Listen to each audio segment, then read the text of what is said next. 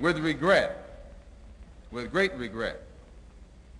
There's no organization in this country that could do more for the struggling black man than the Black Muslim movement if it wanted to.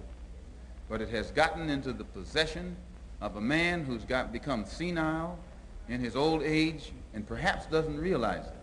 And then he has surrounded himself by his children who are now in power and want nothing but luxury and security and comfort and will do anything to safeguard their own interests. So I feel responsible for having played a major role in developing a criminal organization. It was not a criminal organization at the outstart. It was an organization that had the power, the spiritual power, to reform the criminal. And this is what you have to understand.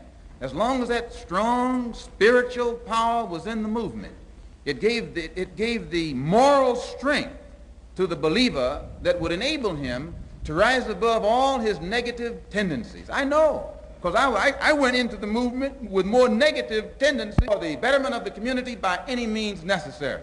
And since tonight we had to get into this old nasty negative subject, we didn't want to bring up our program. We're going to have...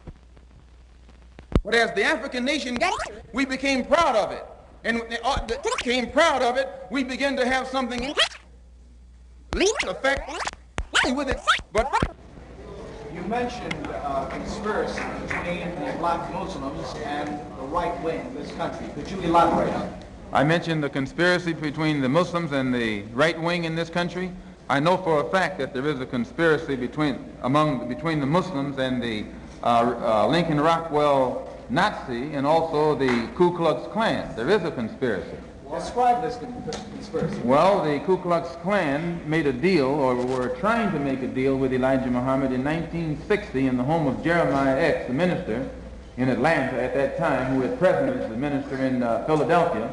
They were trying to make a deal with him to make available to Elijah Muhammad a county, a size tract of land in Georgia or South Carolina, where Elijah Muhammad could then induce Negroes to migrate and make it appear that his program of a segregated state or separated state was feasible.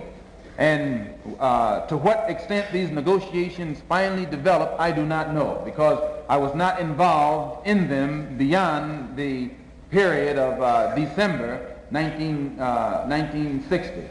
But I do know that after that, Jeremiah, who was the minister throughout the South, could roam the entire South, and the Klan not bother him in any way, shape, or form, nor would they bother any of the black Muslims from then on, nor would the black Muslims bother the Klan. Are you inferring then that because of this conspiracy, the attempt was made upon your life? The attempt could have been made upon my life.